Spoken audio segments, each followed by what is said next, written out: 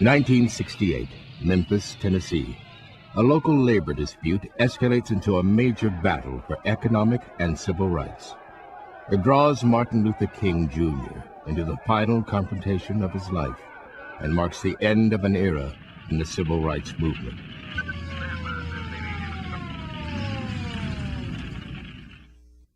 One more river to cross before I lay my burden down.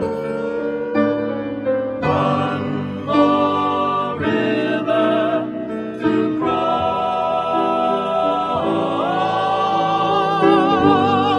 till I'm free from fear.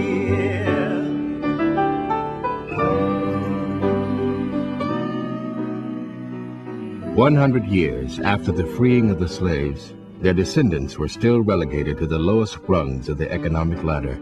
The Mississippi Delta in the 1960s was the poorest region of the United States, with most of its black population living in abject poverty. Migration to the city did little to change this.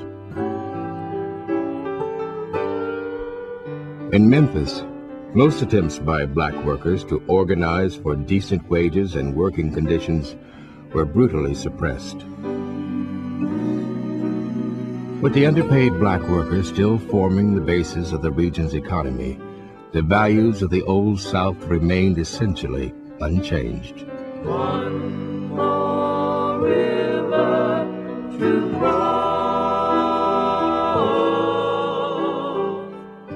During the 1960s, Memphis spared itself the uprisings which drew national attention to Little Rock, Birmingham, and Selma by integrating facilities in a relatively peaceful manner. Blacks were finally admitted to movies, libraries, and lunch counters, but economically, they continued to occupy the most menial jobs for the lowest of wages. Nowhere was this more evident than in the Department of Public Works. This was a job a white man could not have. It was beneath the level of a white man. This is a social caste. This is a job reserved for blacks. It was not a clean job. They had to wear filthy clothes. They had to work in filth. They had to drag garbage cans. I mean, tubs of garbage. Most of those tubs had holes in them, garbage leaking all over you. When you got home in the evening, you had to stop at the door to pull off your shoes and pull off those little dirty clothes because maggots had fell all on you. The men worked long hours with no overtime pay. There were no grievance procedures, no paid vacations, no sick leave. If a man got injured on the job, he could be fired. Wages were so low that a full-time worker could still qualify for welfare. The lots of residents, they felt that we were satisfied because most of those people would give you little handouts. So we just gotten tired of those handouts. You almost could tell a worker when you saw him in the street. He had a head on too large, his shoes was too big, his coat was too long. From handouts. You know, we worked every day, and let us have the money that we can be able to buy and pick as other people do. In 1963, T.O. Jones led 32 fellow workers off the job. The city responded by firing them all. Most were eventually rehired, but the point had been made. Union activity would not be tolerated. Jones refused to go back and continued his efforts to organize the men.